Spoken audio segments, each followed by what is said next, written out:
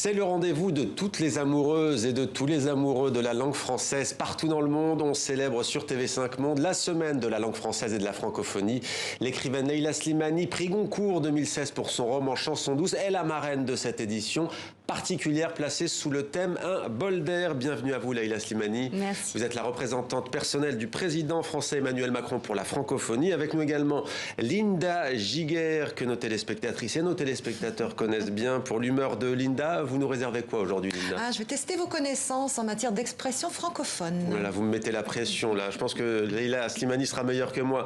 Leïla Slimani, ce bol d'air en temps de pandémie, est-ce qu'il peut venir des mots, de la lecture? On a beaucoup eu ce débat controversé. Est-ce que les livres étaient essentiels ou pas? Alors, est-ce que la langue de Molière, de Senghor, de Yourcenar ou de Djebar peut nous aider en ces temps compliqués? Absolument. Moi, je pense qu'on a plus que jamais besoin des mots. D'abord parce que le monde est très complexe et que les mots, la langue, c'est ce par quoi on peut permettre de comprendre cette complexité, la saisir. Mais aussi parce que les mots nous émeuvent, nous font rire, parce qu'ils transmettent des émotions. Ils transmettent aussi le lien humain qu'on a malheureusement perdu sur le plan physique, sur le plan tactile. Alors, se dire des choses, s'exprimer des sentiments, c'est une autre manière de se toucher. Ouais. Donc, je pense que plus que jamais, on a besoin des mots. Et ça permet de voyager aussi, alors que c'est compliqué de voyager en ce moment. Des nouvelles de vous, le confinement, ça s'est passé comment? Le premier, le deuxième, vous avez plus écrit, vous avez plus lu? J'ai plus lu que écrit. Au début, j'ai beaucoup écrit, mais c'est vrai que c'est difficile d'écrire sans avoir de contact avec le monde. Paradoxalement, les écrivains sont des gens qui s'isolent, mais on s'isole de manière volontaire. Et puis, quand on veut ressortir, aller voir des gens, on peut s'abreuver aussi d'une activité à laquelle on ne participe pas. Ce qui est très difficile, c'est de continuer à être créatif après un an, finalement, d'enfermement, d'une actualité répétitive. C'est assez difficile. De trouver l'inspiration. L'événement prend cette année, je l'ai dit, un tournant résolument numérique, on peut dire un tour numérique, c'était nécessaire? Oui, je pense que c'était nécessaire, d'abord pour justement recréer ce lien entre tous ces francophones qui vivent sur des continents différents. On le voit bien aujourd'hui, le numérique, c'est quand même ce qui a permis de nous sauver un peu, entre guillemets, en cette période de pandémie. On a pu continuer à faire des événements, des festivals, à se rencontrer, à parler ensemble grâce aux écrans. Donc les écrans pointent trop d'infos à consommer avec modération, mais quand on les consomme bien aussi, ça permet de recréer du lien et d'apprendre beaucoup de choses. Alors, il y a eu ce matin la dictée lue par vous-même et corrigée par Bernard Cerchilini sur le compte Facebook de TV5 Monde. Comment ça s'est passé? Écoutez, très bien. C'était vraiment c'était très amusant. Tout le monde a participé avec beaucoup d'enthousiasme. Et puis, c'est quand même quelque chose de faire une dictée à une ministre de la Culture et une secrétaire perpétuelle de l'Académie française. Donc, ce soir, quand je vais rentrer, je vais dire à mon fils que voilà, je ne fais pas des dictées qu'à lui, mais voilà, à des gens autrement plus importants. Linda, on le sait, l'autre temps fort, c'est bien entendu le lancement officiel du dictionnaire des francophones. Ça va vous inspirer, hein. C'est en présence de Roselyne Bachelot, ministre de la Culture française, Louise Mouchikiwabo, secrétaire générale de l'OIF, l'Organisation internationale de la francophonie, Jean-Baptiste Lemoyne, secrétaire d'État français chargé de la francophonie, vous-même également, Leïla Slimani. Alors 400 000 mots en provenance du monde entier. Leïla Slimani préfère d'ailleurs les francophonies plutôt que la francophonie. Des mots donc du monde entier. Mode d'emploi signé Florent Krebseg. La langue française est source de partage. Elle représente 300 millions de francophones à travers le monde. Sur votre écran d'ordinateur ou de votre téléphone, l'idée du dictionnaire des francophones est de suivre en temps réel l'évolution de la langue française à l'échelle du monde. N'importe quel francophone, où qu'il soit, quel qu'il soit, peut proposer un mot. Démonstration. Par exemple, chez nous en Côte d'Ivoire, il y a l'expression « avoir la bouche sucrée ». Vous pensez que ça veut dire quoi? Qu'on aime les desserts? Non, ça se dit de quelqu'un qui est un beau parleur, qui aime flatter. Nous aurons dans notre poche l'accès à déjà 400 000 mots de toute la francophonie, mais surtout la possibilité d'entrer un mot nouveau, un sens, un emploi. Ce que nous voulons, c'est recueillir le plus de mots du français mondial dans sa diversité et dans sa richesse.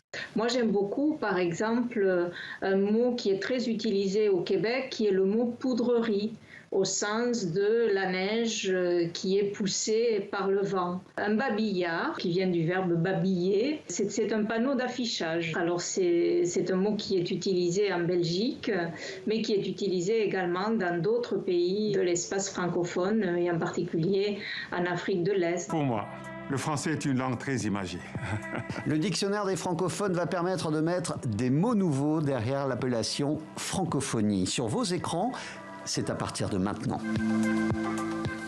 Voilà, de Côte d'Ivoire, du Québec, de Suisse, de Belgique, d'Algérie, du Maroc, de Tunisie, Laïla Slimani. Tiens, une expression peut-être, vous en avez appris une récemment du côté de Lyon, je pense, non ou...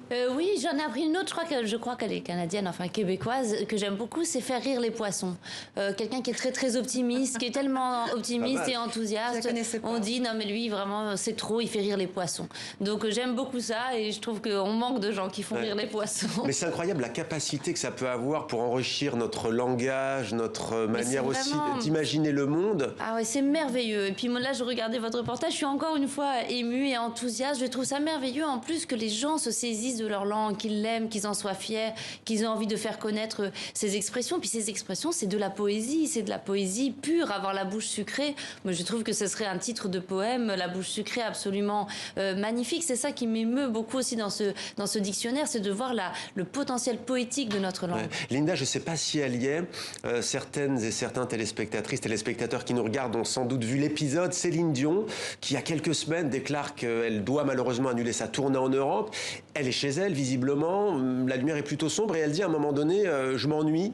Et là, beaucoup de moqueries, disons-le, dans les médias français. Je m'ennuie, Linda. Non, ça voulait pas dire qu'elle. Ouais. Il y a deux sens au verbe s'ennuyer au Québec. D'abord, on s'ennuie parce qu'on n'a rien à faire, on ne sait pas quoi faire.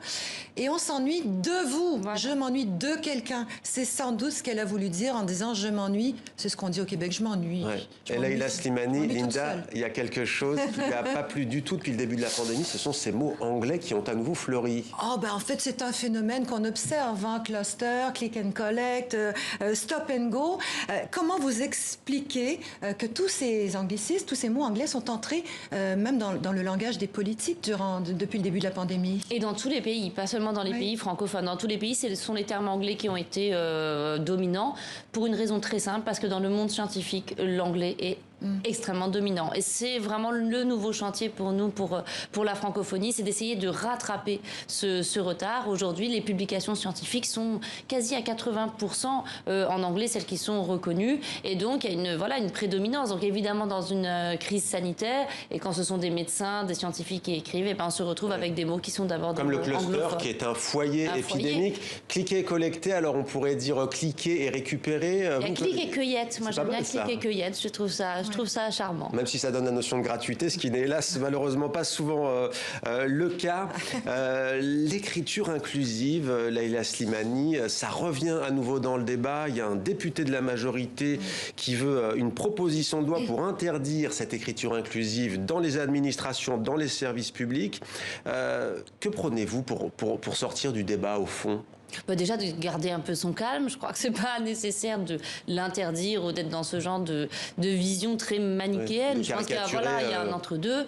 Je pense que notre langue est assez riche pour valoriser la présence féminine, pour féminiser les mots. Je suis pas persuadée qu'on ait besoin de ce que je considère un peu comme un artifice, ce point, dans la mesure où pour moi, une écriture qu'on ne peut pas lire, ça ne marche pas. Pour moi, la langue orale est extrêmement importante à voix haute. Or, on ne peut pas vraiment le lire. Point E, point S, ça n'est pas vraiment de la lecture. Et puis je dirais tout simplement que c'est pas une langue qui est misogyne, ce sont les gens qui sont misogynes. Une langue, elle a toutes les ressources pour mettre en avant les femmes. C'est pas, la langue n'est au départ ni raciste ni misogyne, ce sont les locuteurs qui sont racistes ou misogynes et qui la manipulent. On peut la manipuler dans l'autre sens aussi. Linda, l'Académie française est contre. Exactement, elle est contre. Elle a dit que c'était un péril mortel pour la langue française.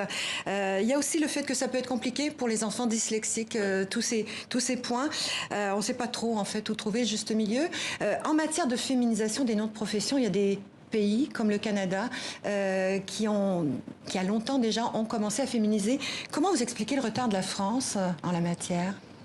Je crois qu'il y a, une forme de conservatisme, de traditionnalisme de manière générale dans notre rapport à la langue, la difficulté. Vous savez, par exemple, écrivaine. Les gens vous disent toujours écrivaine, mais tu aimes vraiment qu'on dise écrivaine, il y a le mot veine dedans. Mais j'y mets dans écrivain, il y a le mot vin. Ouais, ça, c'est vrai. Donc, ça n'a aucun sens. Donc, il y a un peu des réticences à faire bouger ce mammouth magnifique que peut être parfois la langue française. Mais je crois que les nouvelles générations seront beaucoup plus plastiques et beaucoup plus ouvertes ouverte à ce genre de transformation. C'est la semaine de la langue française et de la francophonie. Leïla Slimani, le grand projet, l'un des grands projets, c'est le congrès des écrivains francophones. Où en est-on ? On sait que cette pandémie perturbe tous les pans de la société.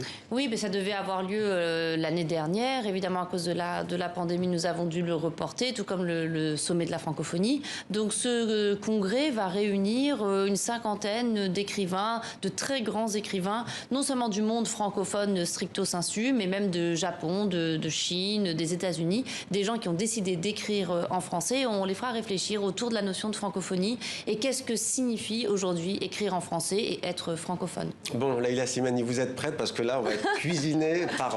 c'est une expression francophone, être cuisiné par Linda Giguère. La parole est à vous. C'est simplement pour voir si vous êtes de bons francophones et de bonnes francophones. Je vous ai préparé un petit jeu et pour ça, j'ai fait appel à mes followers. À mes acolytes des illustres. C'est ce que préconise maintenant l'Académie française. Pour dire follower. Vous irez voir sur le site. Alors, j'ai demandé aux internautes quelle était leur expression francophone préférée. Vous êtes prêts ? Allez. Allez, c'est parti. Que signifie l'expression canadienne « Le diable est aux vaches » ? Le diable est aux vaches. Le diable est aux vaches. Expression suggérée par Jean qui habite à Val-David. On salue les gens de la belle province. Le diable est aux vaches, franchement, je donne ma langue au chat. Moi non. Votre temps est écoulé. Il y a une notion un peu de complication, non Alors, quand un Québécois dit que le diable est aux vaches ou que le diable est aux vaches, c'est que rien ne va plus, qu'il a perdu le contrôle des choses. Le diable est aux vaches, c'est ce que disait le fermier quand il voyait ses vaches s'agiter. Attention, Fred, musique. Question numéro 2 nous vient de Fanta, en Côte d'Ivoire. Bonsoir, la Côte d'Ivoire. Quel est le sens de ton pied, mon pied ? Ton pied, mon pied, laisse-moi tranquille ou laisse-moi mon espace ou ne t'approche pas. Ah ouais, pas mal. Le terme a été repris en 2016 par le groupe de Shin Sekai auquel a appartenu Dadju, le chanteur d'origine congolaise. Mon pied. Ou alors c'est une façon de danser, peut-être, une invitation à danser, non ? On est ensemble, je te soutiens là où tu vas, je vais. Ah, c'est joli. C'est joli, hein, ton pied, mon pied. Ouais. Comment ça va, Leïla Slimani ? Ben, ça va bien. Pas trop stressée ? Non. On continue ? Ouais, allez. Continue, ça joue. Ça joue. Si je vous dis, je n'ai pas toutes mes frites dans le même sachet. Ah, pas mes œufs dans le même panier. Ouais. C'est la même chose, non ? Non, c'est une proposition d'Anne en Belgique. Bonsoir, Anne. J'ai fait des économies, ou j'ai investi ailleurs, ou un truc comme ça. Je n'ai plus toutes mes frites dans le même sachet, ou je n'ai pas toutes mes frites j'ai plus dans le toute même ma tête. sachet. Oui, bravo. Je n'ai pas toute ma tête. Pourquoi Emmanuel Macron vous a choisi ? Il n'aurait pas choisi. Attention, question suivante. Écoutez bien. Question commune d'Azadine, de Fahim et de Mouna en Algérie. Oh là là. Que veut dire l'expression avancer en arrière ? Expression fréquente dans les bus d'Alger. Avancer en arrière. Mais ça, en plus, je le sais. Avancer en arrière, oxymore. Bah, c'est stagner, en fait, non être dans un embouteillage, stagner. Avancer en arrière ou reculer, c'est ce que dit le chauffeur de bus aux passagers qui bloque l'entrée pour qu'il dégage justement et fasse de la place. Avancer en arrière, ça se disait, m'a-t-on dit, également au Québec, autrefois. Dernière question pour vous, spécialement, Leïla Slimani. Qu'est-ce qu'une maman de jour ? Une maman de jour, une maman de... Oh, en plus, je le savais, ça. Question de Michel à Lausanne. Ah oui, une maman de jour, c'est une babysitter. Je pense c'est une nounou. Exactement, c'est une nounou. Vous êtes une bonne francophone. Voilà, mais oui, je le savais. Voilà, parce que je me souviens qu'un jour, j'ai pris une babysitter en Suisse et qu'on m'a dit c'est une maman de jour. Ça vous parle un peu en tant que... C'est un peu le roman qui vous a valu le Goncourt aussi, accessoirement, la babysitter. Exactement, voilà, j'ai pensé à votre livre Assistante maternelle, donc tout bon. Les Suisses, félicitations à vous deux. Merci beaucoup. Et puis merci à vous qui m'avez posté vos expressions préférées qu'on retrouvera certainement dans le dictionnaire des francophones.